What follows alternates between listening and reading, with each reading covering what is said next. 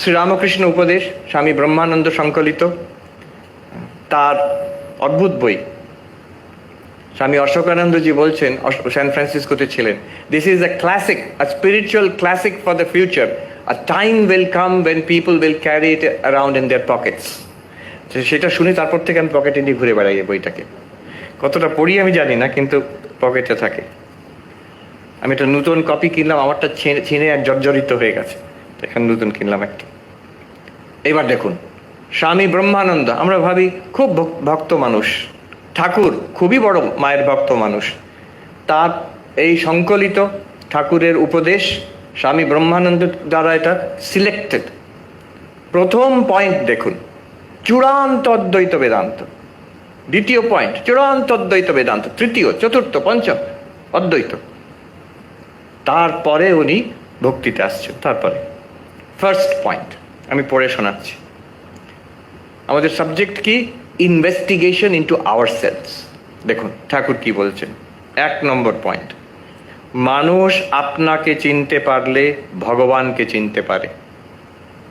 তো মহাবাক্য, অহম ব্রহ্মাস্মি তত্ত্বমসি, এই জীব ব্রহ্ম ঐক্য, জীব আর ব্রহ্মের যে ঐক্য, ওয়াননেস, আইডেন্টিটি, যে বাক্য প্রতিপাদন করে তাকে মহাবাক্য বলে। এটা মহাবাক্য। নিজেকে চিনতে পারলে ভগবানকে চিনতে পারে। তারপরে বলছেন ঠাকুর ওই 1 নম্বর পয়েন্টে, আমি কে ভালো রূপ বিচার করলে দেখতে পাওয়া যায় আমি বলে কোনো জিনিস নাই। হাত, পা, রক্ত, মাংস ইত্যাদি এর কোনটা আমি? যেমন পেঁয়াজের খোসা ছাড়াতে ছাড়াতে কেবল খোসাই বেরোয়, সার কিছু বেরোয় না, সার কিছু থাকে না, সেই রূপ বিচার করলে আমি বলে কিছুই পাই না। শেষে যা থাকে তাই আত্মা, চৈতন্য। এটা হাইফেন দিয়ে বলছেন চৈতন্য। আমার আমিত্ব দূর হলে ভগবান দেখা দেন। আচ্ছা, এই একটা পয়েন্ট আমি তো দেখছি এখানে সমস্ত অদ্বৈত বেদান্তের মধ্যে packed in there. Not only that, Tibetan বুদ্ধিজমে নাগার্জুনের শূন্যবাদ ঢোকা আছে, একদম এই কথা বলা আছে।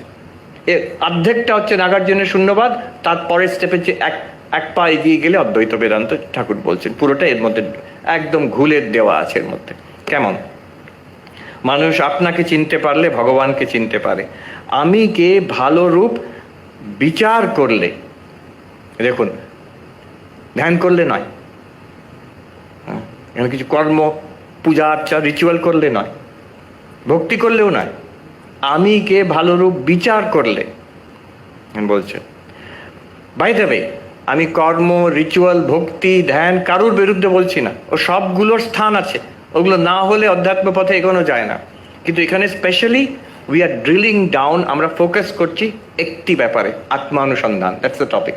তাই জন্য আমি এভাবে বলছি, আমি কে ভালো রূপ বিচার করলে দেখতে পাওয়া যায় আমি বলে কোনো জিনিস নেই। হাত, পা, রক্ত, মাংস ইত্যাদি এর কোনটা আমি? This is Advaitic enquiry. বিচার না করলে যদি কেউ জিজ্ঞেস করে, আচ্ছা আমি, তুমি সবসময় আমি আমি বলছো, তুমি কোনটা দেখাও তো একটু, দেখাও তো একটু।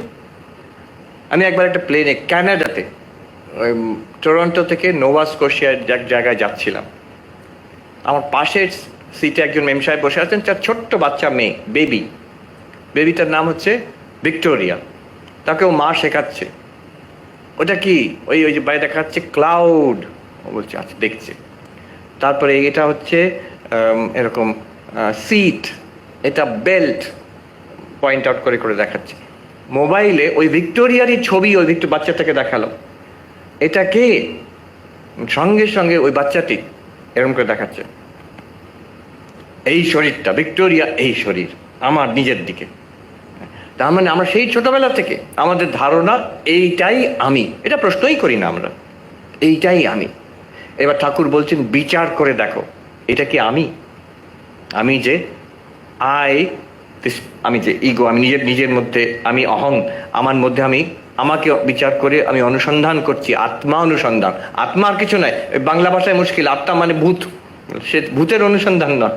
আত্মা মানে আমি নিজের অনুসন্ধান করছি। এই শরীরটাকে আমি আমি বলে মেনে নিয়েছি। এবার ঠাকুর বলছেন কোনটা? হাত, পা, রক্ত, মাংস ইত্যাদি সবটাই পুঁটলি করে, এটা কি আমি? অদ্বৈত বেদান্তে এর সূক্ষ্ম বিচার আছে। কেউ কেমন বিচার করতে হবে ভেবে দেখো। এই শরীরটা বেবি ছিল, সেই ভিক্টোরিয়ার মতন। It was a little boy or girl, and then it was a teenager, a young person, তারপরে middle aged, তারপরে বৃদ্ধ। এর মধ্যে কোনটা তুমি? You feel that I was that little child, I was that young person, I am this here in this middle aged body. The body is continuously changing, কিন্তু আমি তো একই। আমি তো ওটা বাচ্চাটা একজন আলাদা আমি ছিল, আর এই মিডল এজেড পার্সন একটা আলাদা আমি, তা নয় তো। Body changes continuously, it's stream of matter. আমরা খাচ্ছি আর change into the body, and then matter goes out of this body, continuous stream of matter flowing through it. ওর কোন পার্টটা আমি নিজেকে কনস্ট্যান্ট মনে করি। বডিটা কনস্ট্যান্ট নয় আমি জানি। যেটা কনস্ট্যান্ট নয় আর যেটা কনস্ট্যান্ট, দুটো কি এক হতে পারে? যেটা একদম নড়ছে না আর যেটা সারাক্ষণ বয়ে যাচ্ছে, দুটো কি এক হতে পারে?